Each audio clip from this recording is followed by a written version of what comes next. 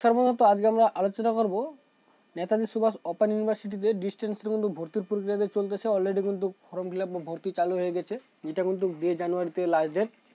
তো যেসব ক্যান্ডিডেটরা আপনারা 2021-22 ক্ষেত্রে আপনারা এমএতে ভর্তি হতে চান, তো তারা অবশ্যই ভিডিওটি দেখুন। আপনাদের হাতে যে স্মার্টফোনটি আছে সেই ফোনটি দিয়ে আপনারা কিন্তু অ্যাডমিশন নিয়ে নিতে পারবেন বা পেমেন্টও আপনারা কিন্তু অনলাইনে কাটতে পারবেন। সব কিছু ডিটেলস কিন্তু আমরা এই ভিডিওতে আজকে আলোচনা করব, তো সঙ্গে থাকুন অবশ্যই। তো চ্যানেলের নতুন ভিডিও হলে চ্যানেলটিকে কিন্তু অবশ্যই সাবস্ক্রাইব করবেন বা পাশে থাকা যে বেল আইকন ঘন্টিগুলো আছে সেটা বাজিয়ে দিন, তাহলে কিন্তু আপনাদের কোনো আপডেট মিস হবে না। তো দেখতে পাচ্ছেন আমরা কিন্তু চলে আসছি নেতাজি সুভাষ ওপেন ইউনিভার্সিটির যে পিজি ওপেন যে এডমিশনের পেজ, তা সেখানে এই পেজের লিঙ্ক আমাদের ডেসক্রিপশন বক্সে আছে, সেখান থেকেও ডাইরেক্ট আপনারা সরাসরি এই পেজে পৌঁছে যেতে পারবেন।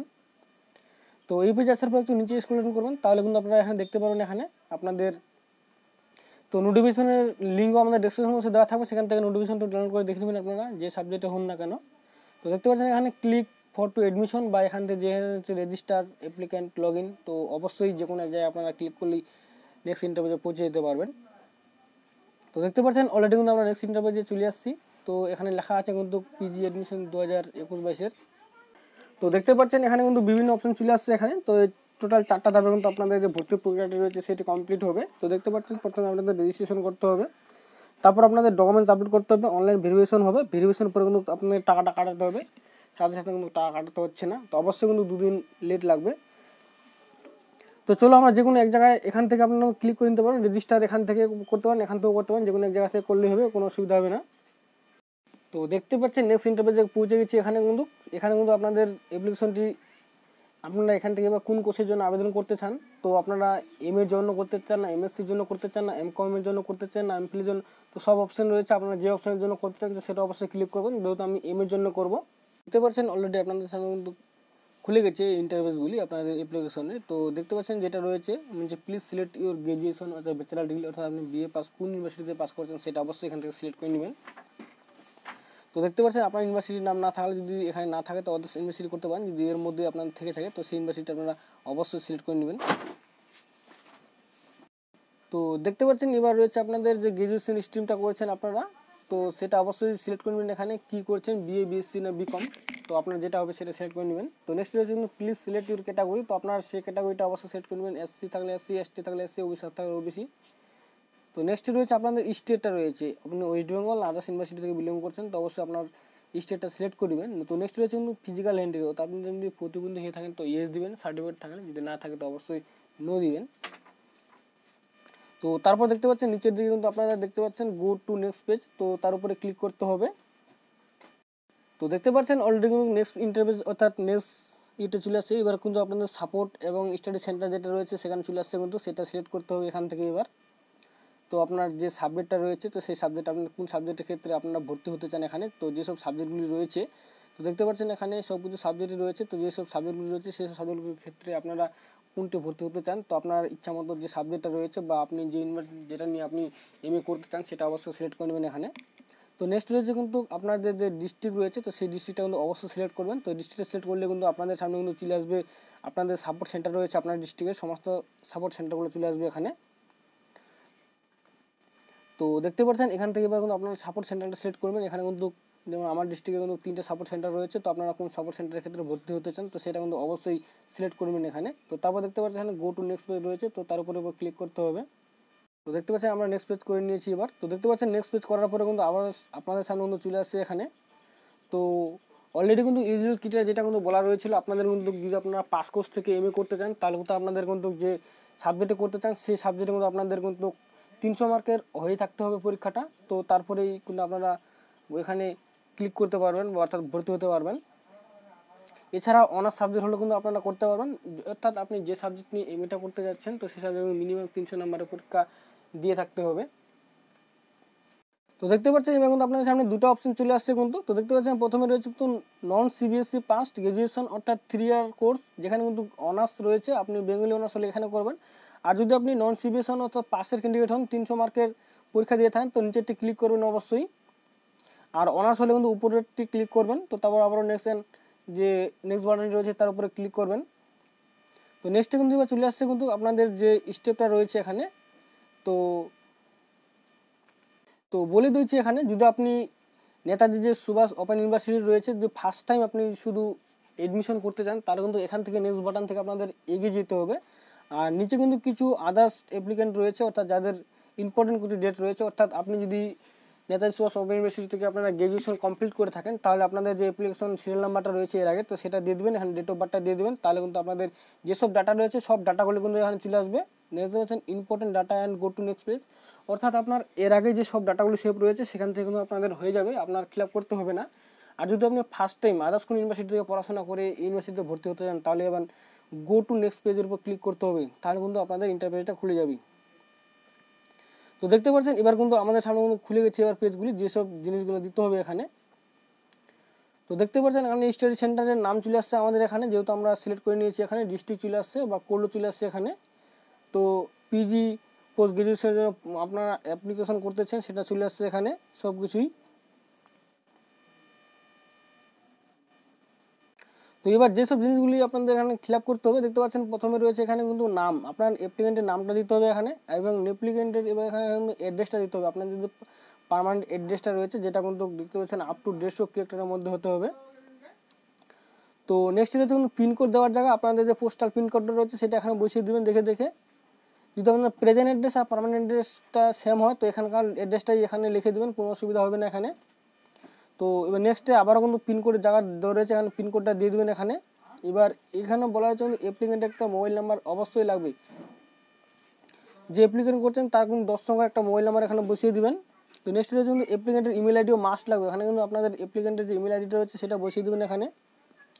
তারপর বলছি টিডি লাইন ফুল নাম্বার যদি থাকে তাহলে দিবেন, নাহলে দিবেন না, এখানে দেওয়ার কোনো দরকার নেই। তো নেক্সট রয়েছে কিন্তু ডেট অফ বার্থ, তো অবশ্যই এখানে ডেট আপনার মান্থ ইয়ারটা অবশ্যই সিলেক্ট করে নেবেন এখানে। বলে দিয়েছে এখানে 1/21 যেন 17 বছর হয়, তো আশা করি সবাই 17 বছর হয়ে যাবে যেহেতু আপনারা পোস্ট গ্রাজুয়েশনে এডমিশন নিচ্ছেন। তো নেক্সট রয়েছে কিন্তু মেরিটাল স্ট্যাটাস, আপনারা মেরিড না আনমেরিড তো সেটা কিন্তু অবশ্যই সিলেক্ট করে নেবেন এখানে। তারপর জেন্ডার রয়েছে, ফেল হলে ফেল, মেল হলে মেল, তো সেটা অবশ্যই সিলেক্ট করে নেবেন এখানে। ক্যাটাগরি এসসি দেওয়াই থাকবে, আপনারা যেহেতু এর আগেই ক্যাটাগরিটা চুজ করছেন এখানে। তো নেক্সটে রয়েছে কিন্তু এখানে আপনার স্টেট তো দেওয়াই রয়েছে, এবার গার্জেনের নাম দিতে হবে, আপনার এখানে যে গার্জেন বাবা বলে বাবার নাম দেবেন, মা হলে মার নাম দিবেন, গার্জেনের নামটা। তো নেক্সট রয়েছে কিন্তু ফাদার্স নেম দিতে হবে এখানে, এখানে দিতে হবে মাদার্স নেম দিতে হবে এখানে। আপনার সাপোর্টস নেম যদি থাকে তো অবশ্যই দিবেন, মহিলাদের ক্ষেত্রে না হলে দেওয়ার কোনো দরকার নেই, অর্থাৎ স্বামীর নাম। তো নেক্সট রয়েছে কিন্তু অ্যাপ্লিক্যান্টস যে রয়েছে তার অকুপেশনটা কী রয়েছে, তো তিনি কি স্টুডেন্ট না এমপ্লয়মেন্ট না সেমি এমপ্লয়মেন্ট, তো অবশ্যই সেটা দিয়ে দেবেন এখানে, যে অ্যাপ্লিকেন্ট করছেন স্টুডেন্ট হলে স্টুডেন্ট দিয়ে দেবেন। তো নেক্সট হচ্ছে ডিফেন্স অ্যান্ড সিকিউরিটি ফোর্স, যদি আপনার কোনো সার্টিফিকেট থাকলে তাহলে ইয়েস করবেন, যদি না থাকে তো অবশ্যই নো করবেন এখানে। তারপর হচ্ছে হয়দার বিলং, আপনার যদি বিপিএল হয়ে থাকে তো অবশ্যই ইয়েস দেবেন, যদি নো হয়ে থাকে তো নো দিবেন। যদি এখানে ইয়েস করেন পরবর্তীতে কিন্তু আপনাদের যে বিপিএল সার্টিফিকেট রয়েছে সেই বিপিএল সার্টিফিকেট কিন্তু এখানে আপলোড করতে হবে এখানে। তারপর রয়েছে এখানে monthly income of the family, আপনার ফ্যামিলির মান্থলি ইনকাম কত, আপনার 5,000 কম না 5,000 থেকে 10,000-এর মধ্যে, না 10,000 থেকে 20,000-এর মধ্যে, না 20,000-এর বেশি, তো সেটা কিন্তু অবশ্যই আপনার যে ইনকাম সেম যেগুলো সিলেক্ট করে নেবেন অবশ্যই আপনারা। তো নেক্সট হচ্ছে কিন্তু আধার কার্ড নাম্বার, তো অবশ্যই এখানে আপনার আধার কার্ড নাম্বারটা দিয়ে দেবেন এখানে, ন্যাশনালিটি ইন্ডিয়ান সিলেক্ট করেই থাকবে। তো রিলিজনটা অবশ্যই সিলেক্ট করে নেবেন এখান থেকে আপনারা, অবশ্যই হিন্দু হলে হিন্দু, মুসলিম হলে মুসলিম, ইসলাম হলে ইসলাম, তো আপনার যে রিলিজন সেটা সিলেক্ট করে নেবেন। তারপর রেসিডেন্সিয়াল এরিয়া, আপনার রেসিডেন্সিয়াল এরিয়া পঞ্চায়েতের মধ্যে রয়েছে না মিউনিসিপ্যালিটির মধ্যে রয়েছে, তো অবশ্যই সিলেক্ট করে নেবেন।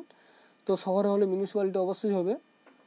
তো গভর্নমেন্ট আইডি প্রুফ, এবার একটা কিন্তু আপনাদের যে আইডি প্রুফ দিতে হবে গভর্নমেন্ট, সেটা আধার কার্ড দিতে পারেন, প্যান কার্ড দিতে পারেন, সেটা সিলেক্ট করে নেবেন। সিলেক্ট করার পর এখানে যে আইডি প্রুফের নাম্বারটা রয়েছে সেটা অবশ্যই দিয়ে দেবেন এখানে, ভোটার কার্ড হলে ভোটার কার্ড, আধার কার্ড হলে আধার কার্ড।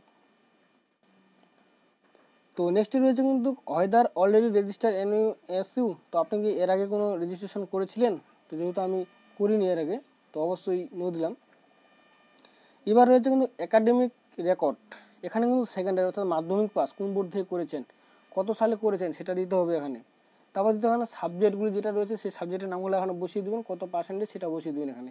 এবার রয়েছে কিন্তু হায়ার সেকেন্ডারি এখানে কোন বোর্ড থেকে করেছেন, কত সালে করেছেন এবং সাবজেক্টগুলির নাম দিবেন, কত পার্সেন্টেজ সেটা অবশ্যই দিতে হবে এখানে।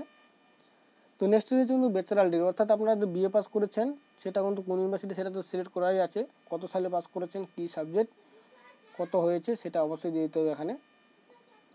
তারপর অবশ্যই আপনারা এখানে প্রিভিয়াস বাটনের উপর ক্লিক করে কিন্তু অবশ্যই একদম মিলিয়ে নেবেন খুব সুন্দরভাবে। তো চলো আমরা সব কিছু তথ্য দিয়ে দিই আগে।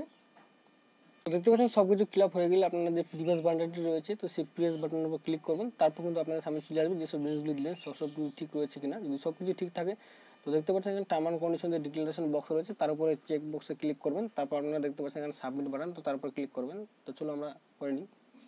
চলো এবার আমরা সাবমিট বাটনের উপর ক্লিক করে নিই।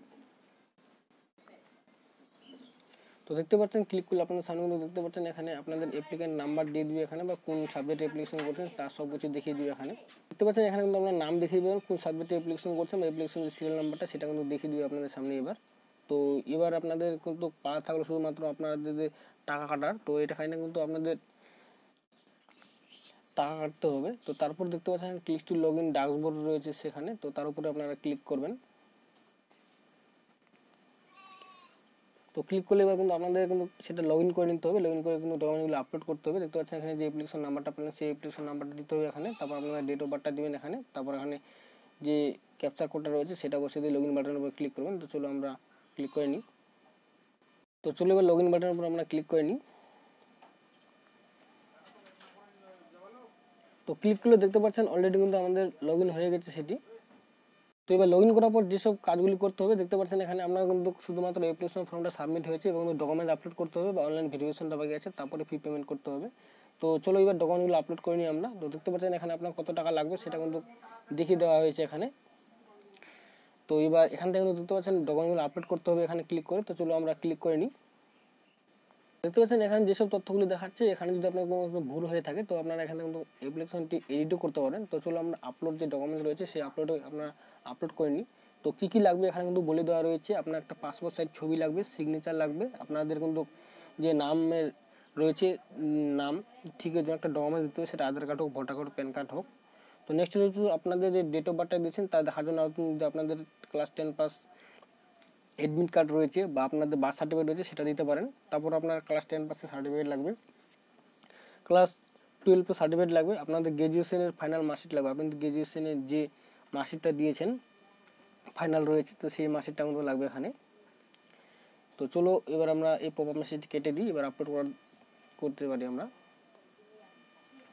তো দেখতে পাচ্ছেন কী কী আপলোড করতে যাচ্ছে এখানে, যেটা কিন্তু ফটোটা আপনার করতে হবে কিন্তু 50 কেবির মধ্যে। তো এখান থেকে চুজ ফাইলে ক্লিক করে আপনারা কিন্তু সেটা আপলোড করে নিতে পারবেন। তো 50 কেবির মধ্যে কীভাবে করবেন, তো একটা মোবাইলে ছবি কিন্তু আপনাদের 4 MB 5 MB হয়ে থাকে, তা আমাদের ডিসক্রিপশন বক্সে ভিডিও লিঙ্ক দেওয়া আছে, সেখান থেকে দেখে আপনারা আগে 50 কেবির মধ্যে সমস্ত ডকুমেন্টগুলো করে নেবেন। তারপর আপনাদের সিগনেচারটা করতে হবে। তারপর আপনাদের যে নামের একটা যে রয়েছে নামের ভোটার কার্ড হোক, আধার কার্ড হোক, স্প্রিংয়ের, তো সেটা দিতে হবে এখানে। এজ প্রুফ হিসাবে আপনাদের মাধ্যমিক অ্যাডমিট কার্ডটা রয়েছে সেটা 100 কেবির মধ্যে সেটা দিয়ে দেবেন এখানে। তারপর রয়েছে এখানে সেকেন্ডারি পাসের সার্টিফিকেটটা রয়েছে সেটা 100 কেবির মধ্যে আপলোড করতে হবে এখানে। তারপর রয়েছে কিন্তু এইচএস পাসের অর্থাৎ 12 পাস রয়েছে সেখানে যে সার্টিফিকেটটা রয়েছে সেটা এখানে আপলোড করতে হবে। তারপর যে আপনাদের ফাইনাল মার্কশিটটা রয়েছে গ্র্যাজুয়েশনে যে বিএ পাস করেছেন তার থার্ড রয়েছে, অর্থাৎ আপনি বিএ পার্ট 3 যে মার্কশিটটা পেয়েছেন সেটা কিন্তু 500 কেবির মধ্যে খুব সুন্দরভাবে এখানে জেপিজি ফরম্যাটে করে নেবেন এখানে। তো নেক্সট হচ্ছে কাস্ট সার্টিফিকেট, আপনি যে কাস্ট সার্টিফিকেট যে কাস্টের হন সেই কাস্টের সার্টিফিকেটটা এখান থেকে আপলোড করতে হবে এখানে। এছাড়া অপটিক্যাল যদি আপনারা কোনো আদার ডকুমেন্ট আপলোড করতে চান তো দিতে পারেন, নাহলে কোনো এখানে দরকার নেই। তো সব কিছু ডকুমেন্টস আপলোড করার পরে দেখতে পাচ্ছেন চেক বাটনের উপর ক্লিক করে আপনাদেরকে আপলোড বাটনে ক্লিক করতে হবে। তো চলো আমরা সব কিছু আপলোড করে নিই আগে। তো দেখতে পাচ্ছেন এখানে কিন্তু আমরা সব কিছু ডকুমেন্ট কিন্তু আপলোড করে নিয়েছি। এবার কিন্তু আমাদের যে ডিক্লারেশন বক্স রয়েছে তার উপর ক্লিক করে দিয়ে আমরা আপলোড বাটনের উপর ক্লিক করবো। তো অবশ্যই একটু ওয়েট করবেন, যেহেতু আপনাদের অনেকগুলো ফটো একসাথে আপলোড হয়। অ্যাপ্লিকেশন তার ডকুমেন্টস আপলোড কমপ্লিট হয়েছে, শুধুমাত্র পেন্ডিংটা যেটা রয়েছে কিন্তু ভেরিফিকেশনটা। আপনারা কিন্তু ভেরিফিকেশন প্রসেস হতে কিন্তু খুব থেকে 1 থেকে 2 দিনের মধ্যে ভেরিফিকেশনটা কমপ্লিট হয়ে যাবে। তারপর কিন্তু আপনারা ফিটা পেমেন্ট করতে পারেন। ফি পেমেন্ট করলে কিন্তু আপনাদের ভর্তির প্রক্রিয়া সম্পূর্ণভাবে একদম ফুলফল শেষ হয়ে যাবে। তো কীভাবে সেটা পেমেন্ট করবেন তা কিন্তু আমরা নেক্সট ভিডিওতে জানিয়ে দেবো। শুধুমাত্র আজকে আমরা জানিয়ে দিলাম কীভাবে অ্যাপ্লিকেশন ফর্মটি বা ডকুমেন্টগুলি সাবমিট করলাম।